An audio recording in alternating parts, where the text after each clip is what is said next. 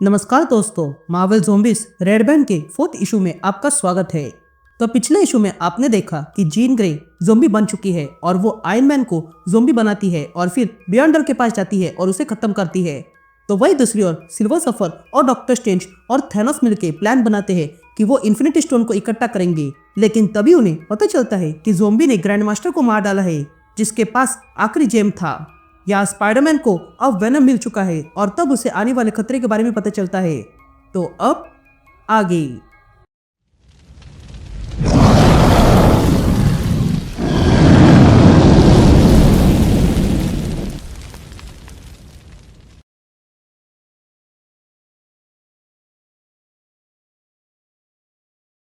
यहाँ हम डेडपुल को देखते हैं, जिसे सारे ज़ॉम्बीज मिलके फाड़ रहे थे।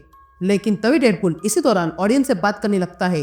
तभी वहां पर एक प्लेन आके क्रैश होता है और हम देखते हैं कि उस प्लेन में स्पाइडरमैन, डॉक्टर ऑक्टोपस, अल्ट्रॉन और जेसिका थे। तभी जेसिका कहती है, यहाँ आए हुए बहुत समय हो चुका है। जिस पर अल्ट्रॉन कहता है कि बियॉन्डर के हादसे के बाद 2 साल हो चुके हैं। तभी स्पाइडरमैन ऑटो से कहता है, ऑटो, क्या यहाँ पर कोई जीवित है? जिस पर ऑटो कहता है, मैं यही स्कैन कर रहा हूँ। तभी स्पाइडरमैन कहता है, मेरे स्पाइडर सेंस क्रेजी हो रही है। या हम अकेले नहीं हैं जो वापस आए हैं, वो ज़ॉम्बीज भी आ गए हैं, पर उनके साथ कुछ और भी है। जिस पर डॉक्टर ऑक्टोपस कहता है, इतना ही नहीं और भी है, ये बहुत ताकतवर है और अच्छे है। लेकिन तभी वे लोग देखते हैं कि वहाँ पर कुछ ज़ॉम्बीज किसी को खाने में लगे थे। तभी इन ज़ॉम्बीज का ध्यान इन हीरोज पे जाता है और वो अगले पल इन हीरोज पे हमला कर देते हैं। लेकिन तभी ऑक्टोपस अपने टेंटिकल से उन ज़ॉम्बीज को मारने लगता है। यहाँ जेसिका उन ज़ॉम्बीज को मार गिराती है। तो वही स्पाइडरमैन इन ज़ॉम्बीज को मारते हुए कहता है, ऑटो और अल्ट्रॉन, इन पर जानलेवा हमला मत करो, ये अब भी सिविलियंस है। जिस पर ऑटो कहता है, ये लोग अब भी ज़ॉम्बीज है और इनके कोई सीमा नहीं है। लेकिन तभी वे लोग देखते हैं कि वहां पर और भी ज़ॉम्बीज आ रहे थे।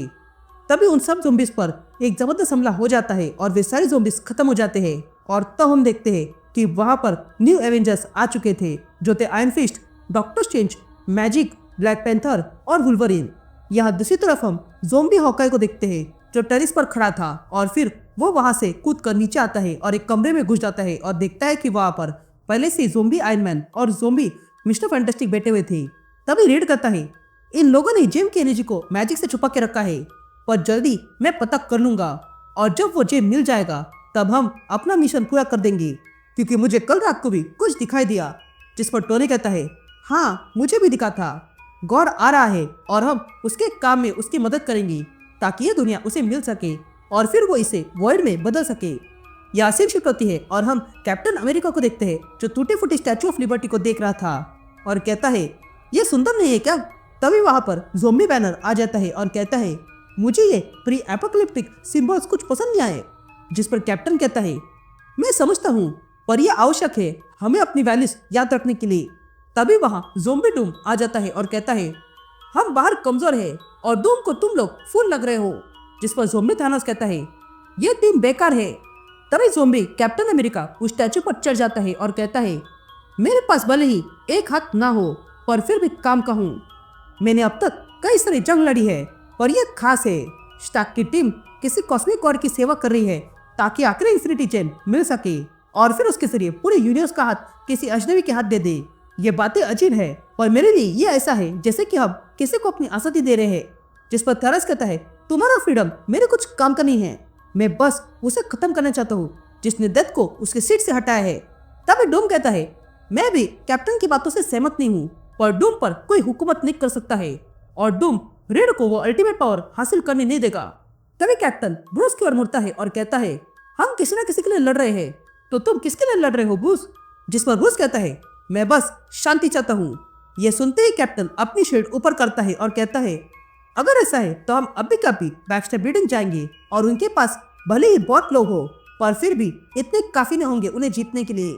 यहाँ से छुट होती है और हम हीरोज की टीम को देखते हैं, जो कहीं पर रुके हुए थे।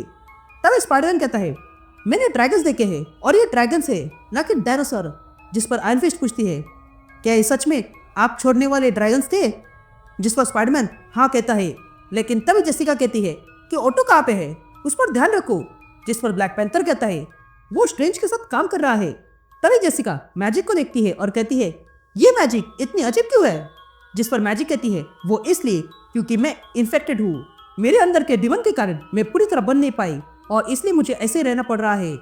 तभी लोगन स्पाइडरमैन और जेसिका से कहता है, मैं और मैजिक म्यूटेंट है और तुम लोग। ये सुनते ही स्पाइडरमैन कहता है, हमारे साथ भी एक म्यूटेंट थी, काश वो यहाँ होती। तभी ब्लैक पैंथर भी अपना मास्क निकालता है और कहता है, मैं तचाला हूँ और तुम कौन हो स्पाइडरमैन।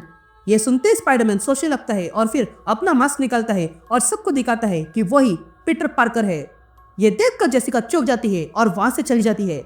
इसलिए पीटर भी उसके पास जाता है और जेसिका से पूछता है, मुझे माफ करना, मैंने तुझसे झूठ कहा, मुझे तुम्हें पहले बता देना चाहिए था। जिस पर जेसिका कहती है, देखो मैं तुमसे गुस्सा नहीं हूँ, हम लोग मिलके स्कूल जाया करते थे। तभी पीटर जेसिका को समझाने लगता है, लेकिन जेसिका उसे रोकती है और फिर दोनों किस करते हैं। यहाँ दूसरी तरफ हम डॉक्टर स्ट्रेंज और डॉक्टर ऑक्टोपस को देखते हैं, जो देखते हैं कि उनके पास में ही ज़ॉम्बीज के बीच लड़ाई शुरू थी। एक तरफ कैप्टन की टीम थी तो दूसरी तरफ आयरन मैन की टीम। तभी आयरन मैन कैप्टन पे हमला करते हुए कहता है, मैंने तुम्हारी बहुत बातें सुन ली, तुम भी कोई दूध के धुले नहीं हो। लेकिन तभी आयरन मैन को वहां पर लाइफ डिटेक्ट होती है। यहाँ स्ट्रेंज ऑटो से कहता है, उन्हें पता चल गया है हम यहाँ पे है। जिस पर ऑटो कहता है, अगर ऐसा है तो हम उन्हें रोक के रहेंगे जब तक बाकी लोग ना आ जाए। लेकिन तभी आयरन मैन अपना इन्फिनिटी गॉटलेट इस्तेमाल करता है और सोल जेम का इस्तेमाल करके स्ट्रेंज को खत्म करता है और फिर रियलिटी जेम से ऑटो को सच का ऑक्टोपस बना देता है। उसके बाद फिर से कैप्टन और आयरन मैन लड़ाई करने लगते हैं और तब वे लोग वही आइकॉनिक पोस्ट बनाते हैं जो सिविल वॉर सीरीज में दिखाई गया था। लेकिन फिर उसके बाद वहां पर बड़ा धमाका हो जाता है और हम देखते हैं कि कैप्टन की शील्ड गिर चुकी थी और आयरन मैन का इन्फिनिटी गॉटलेट गिर चुका था।